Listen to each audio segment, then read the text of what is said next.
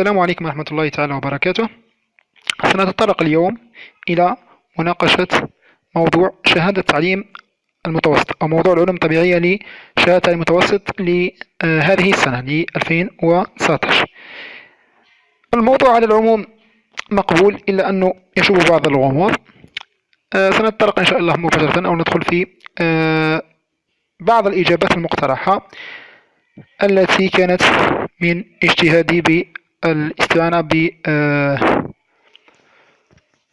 بالاستعانة بآراء بعض الأساتذة الآخرين. إذن على بركة الله نبدأ في التمرين الأول. إذن التمرين الأول، نص التمرين يقول: نص التمرين: تناول شخص بسرعة وجبة غذائية تتكون من طبق من اللحم بالزيتون وقطعة خبز وماء، فشعر باضطرابات هضمية على مستوى المحطة ب الموضحة في الوثيقة المقابلة. إذن الوثيقة المقابلة توضح رسم تخطيطي للجهاز الهضمي عند الإنسان. إذن تعليمات هي: سمي المحطات أ ب ج، اشرح سبب الاضطرابات الهضمية على مستوى المحطة ب.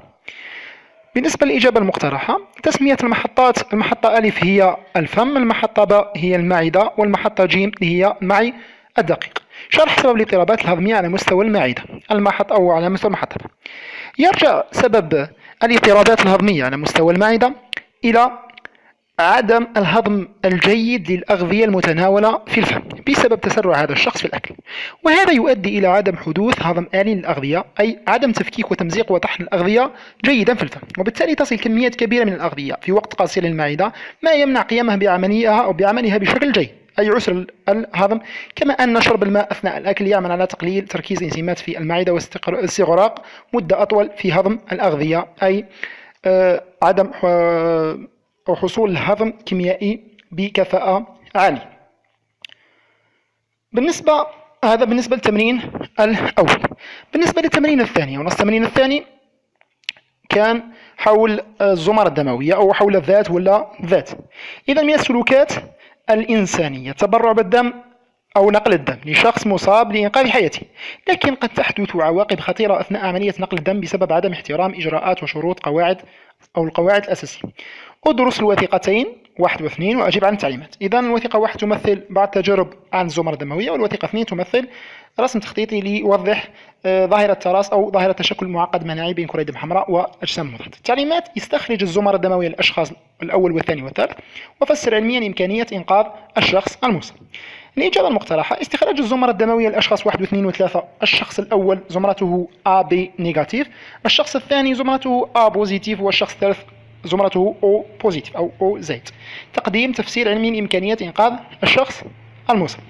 يمكن إنقاذ الشخص المصاب من خلال نقل الدم إليه لتعويض الدم الضائع منه، ولكن يجب احترام قاعدة نقل الدم في نظام الأبيو أو في نظام الريزوس، والتي تنص على تجنب تشكل معقد مناعي أو تراص بين مولدات ضد المحمولة على غشاء كرية دم حمراء للشخص المعطي مع مواقع تفاعل الأجسام المضادة في بلازما الشخص المستقبل، وهذا ما يسبب تخثر الدم.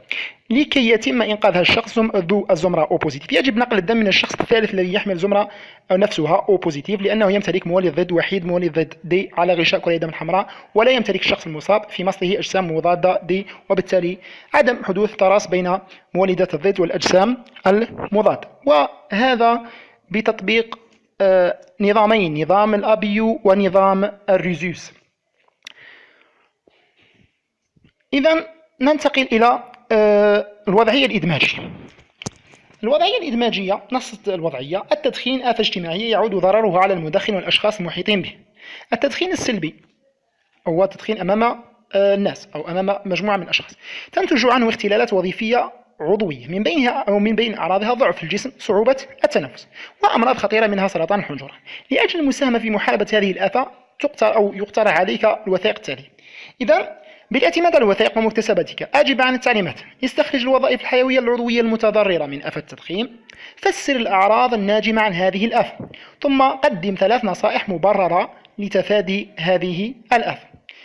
إذا هذا بالنسبة للتعليمات. بالنسبة إلى الإجابة المقترحة: استخراج الوظائف الحيوية العضوية، عندنا الوظائف الحيوية العضوية المتضررة من آفات التدخين هي وظيفة التغذية، لأنه يؤثر على الجهاز الهضمي وبالضبط على مستوى المعدة وعلى مستوى الكبد.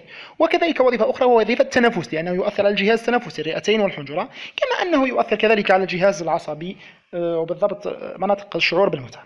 فسر الأعراض الناجمة عن هذه الآفة. يرجع سبب ضعف الجسم إلى خلل في وظيفة الجهاز الهضمي، خاصة المعدة والكبد، وهذا يعني عدم الهضم الجيد للأغذية خاصة البروتينية التي تساهم في نمو وبناء الجسم، وبالتالي عدم وصول أغذية البناء إلى الخلايا وحدوث ضعف في الجسم.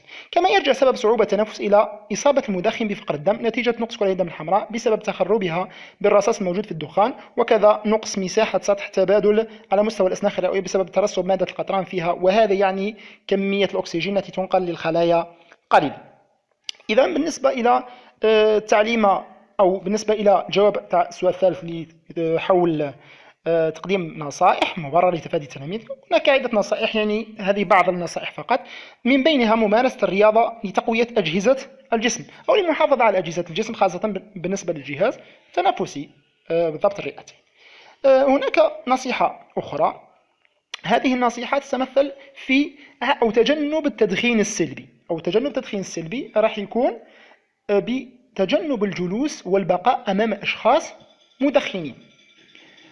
هذا هو التدخين السلبي. وهناك نصيحة ثالثة وأخيرة، وهذه النصيحة تتمثل في الابتعاد عن التدخين بشغل أوقات الفراغ بنشاطات ترفيهية، وكذلك عدم مجالسة رفقاء السوء أو عدم الجلوس مع رفقاء السوء، لأنه قد يقومون أو ينقلون إليك هذه الصفة أو هذه الصفة السيئة.